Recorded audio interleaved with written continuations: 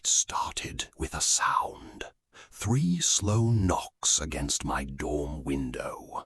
At first I ignored it. Maybe it was a branch, maybe the building was settling, maybe my imagination was working overtime after too many late nights.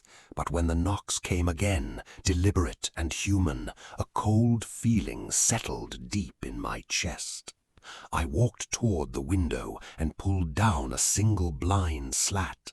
What stared back wasn't a person, it was something wrong. Its limbs bent in impossible directions, its body seemed stretched and unfinished, like it had been put together from pieces that didn't belong. A mouth smeared across the glass, and before I could fully understand what I was seeing, it disappeared.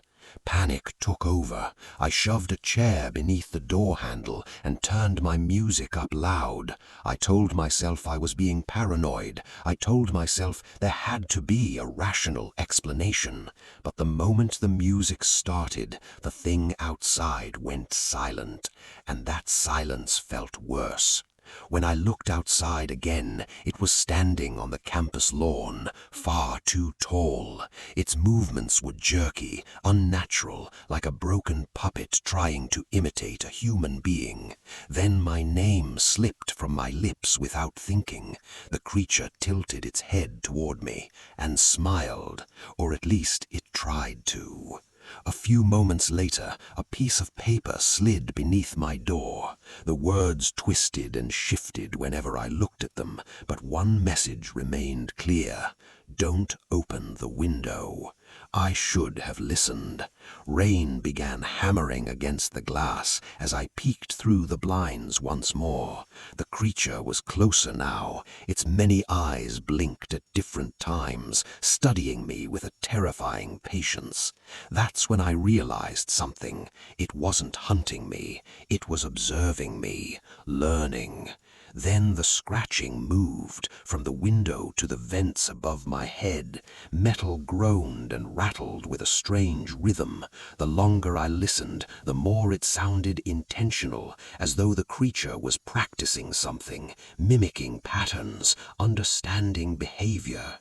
I couldn't take it anymore. I ripped the chair away and threw the door open. The creature was waiting on the other side. Long fingers wrapped around the frame like twisted vines. For one horrifying second, we stared at each other.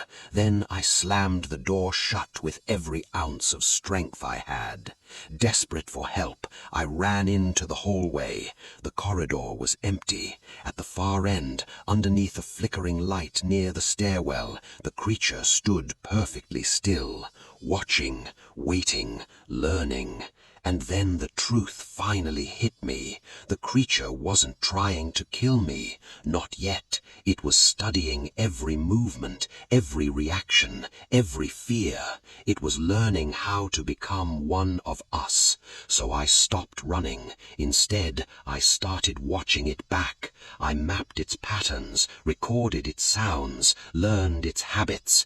Eventually, I filled the corridors with mirrors. When the creature finally saw its own reflection, it recoiled. For the first time, it looked afraid, as if it had never truly seen itself before. The mirrors didn't destroy it, but they changed the game.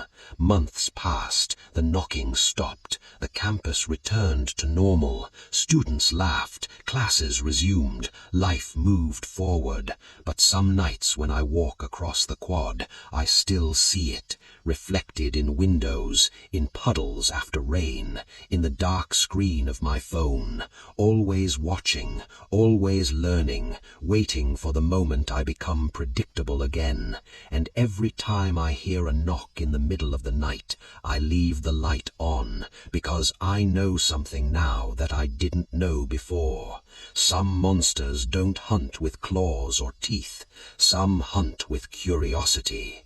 And somewhere out there, beyond the glass, beyond the reflections, it is still watching,